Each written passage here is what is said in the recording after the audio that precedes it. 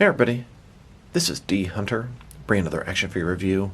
Today, we're going to be looking at the Mafex Birds of Prey Caution Tape Jacket Harley Quinn. This is the second Harley Quinn they've made from the Birds of Prey movie, and I think it's kind of crazy and weird they're making them so far after the release date. Also, this is called a Caution Tape Jacket Harley Quinn. Pretty confident that jacket is not made of caution tape, so I find that kind of an odd name. I ordered this figure from AmiAmi.com. If you're ordering your Mafex figures from an American website, you're probably paying way too much. Check out AmiAmi. Cheaper, faster, just a friendly suggestion. So let's check out the packaging. As you can see, Birds of Prey and the Fantabulous Emancipation of One Harley Quinn. Harley Quinn, Caution Tape Jacket, Mafex. This is the 159th figure in the Mafex line. Medicom Toys. Here she is in the package. Looks like she has a bunch of hands, mallet. I don't know, maybe she's holding something here. Extra head. We'll check all that out shortly. One side, Birds of Prey. On the back. Here she's got the breakfast sandwich again. Here she is, bunch of accessories, mallet, different heads, etc. At the bottom, got a bunch of credits. There is a barcode in case that happens to help anybody. So without further ado, let's open her up. And as always, I did get two of these figures, one of which to open and enjoy, and one to keep unopened in my complete Batman-related unopened action figure collection. And here she is, next to the previous version of Harley Quinn they made from Birds of Prey. This is the golden overalls version. Alright, now that this figure out of the package, here she is with all of her accessories laid out. She comes with a display stand, 7 alternate hands, totally 9 interchangeable hands, 2 heads, and a mallet. But before we take a look at those, let's talk about and check out the actual figure. So this is Harley Quinn from the film Birds of Prey, played by Margot Robbie. This is the Caution Tape Jacket version. Now I did rewatch the scenes with her from this film wearing this outfit, and it definitely is actually made of caution tape. At least the yellow parts are. Not sure what the other colors are from. She wore this outfit just after the beginning of the film. She's partying at Black Mask's Club. After they're partying, she goes out with her friends. She's wearing this jacket. She's still wearing it in the morning when she's getting the breakfast sandwich, getting chased by Renee Montoya. And then later when she goes to the police station, she has the outfit on, but no jacket. Now the jacket itself is really weird. It's like a plastic, transparent jacket on her chest part with the caution tape sleeves. It would be nice if she had interchangeable arms so you could do the part from the police station. She didn't have the jacket on. But you get what you get. You never know. Maybe a future figure will come with alternate arms for her. So let's take a look. Like I said, played by Margot Robbie. The likeness is pretty good.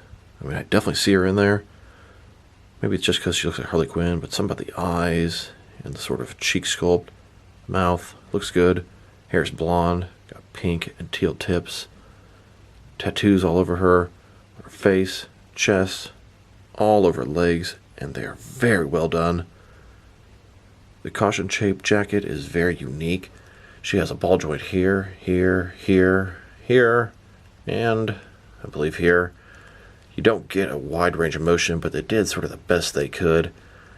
It has a little slit here. It's going to allow you to kind of go up further and then down. I mean, you can move it around, but it's just so big and bulky and weird looking. Then we have the actual vest part of the jacket. Transparent plastic. Makes me think of the future Doc from Back to the Future. She's got a pink tank top, suspenders, looks like jean shorts. The sculpt, the paint, is fantastic on the figure, but I never actually thought I needed this version of my collection. I'm happy to have it, but nothing I ever knew I really needed. I mean, I don't need it, but nice to have this kind of odd variation. Makes me think of a bird, just kind of weird looking, feathers. And just a closer look at her face and head sculpt, which I think is pretty well done.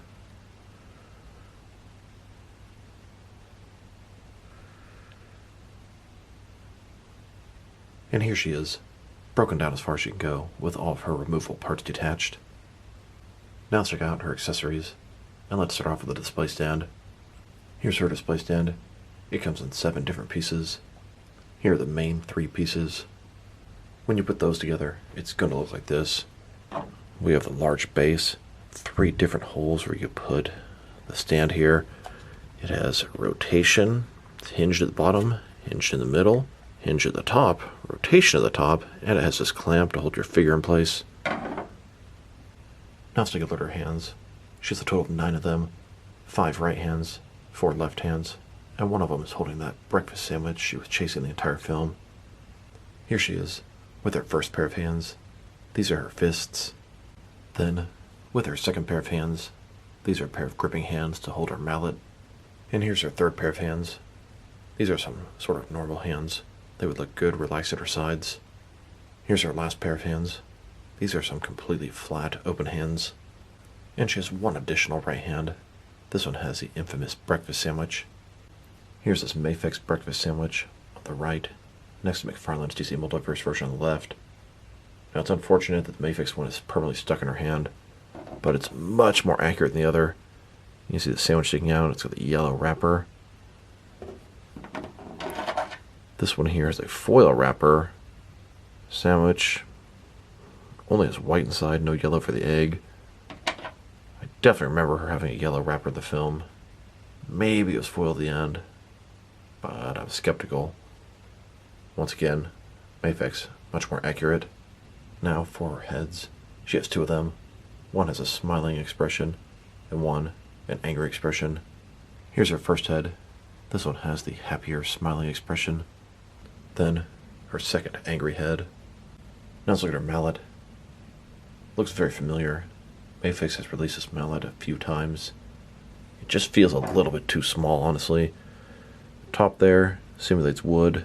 It's got a smiling face on either side. You can see the notches. And it's got this blue handle, which is very thin. Here's an angry Harley Quinn holding her mallet. Now they've taken a pretty good look at both the figure and her accessories. Now let's check out her height. From bottom to the top of her head, she's standing at about 6.0 inches tall, which could translate to about 15 centimeters. Now, for her articulation, starting with her head here. Now, her hair is articulated, ball joints here.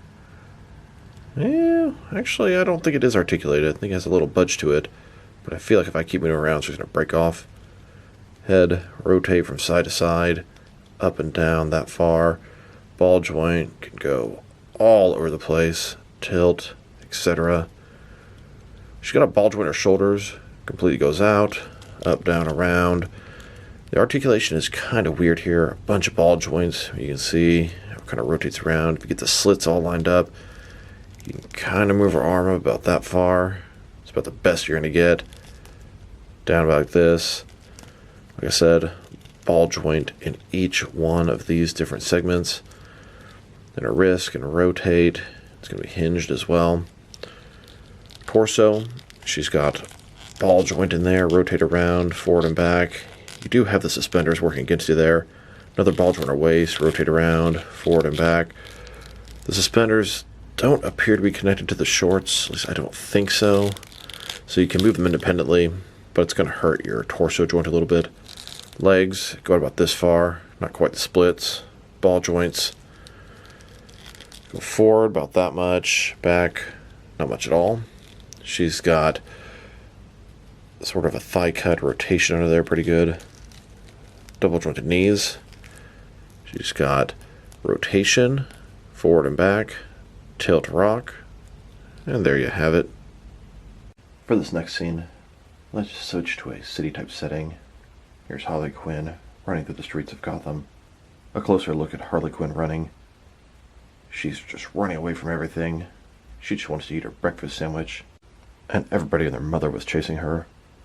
Everybody from sick, deranged, clown-faced people, Black Mask and his team, Renee Montoya, just regular thugs from Gotham City. She has everybody out to get her. And here she is in her apartment with her pet hyena, Bruce. Now let's check her out next to some other action figures, starting off with some other Margot Robbie Harley Quinn figures from the DC Cinematic Universe. Let's start off by checking her out with some other Birds of Prey Harley Quinn figures. Here she is with the previous Mafex Harley Quinn from Birds of Prey. This one has the gold overalls. And here she is next to the SH Figure Arts version of Gold Overalls Harley. Then, next McFarlane's DC Multiverse version of the same Harley Quinn. Here are all of the 6 and 7-inch figures made from Birds of Prey.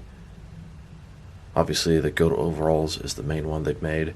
It's about time we got Harley Quinn in a different outfit, and there are many other outfits they could make. I would love some other characters like Black Mask, but I think that ship has sailed.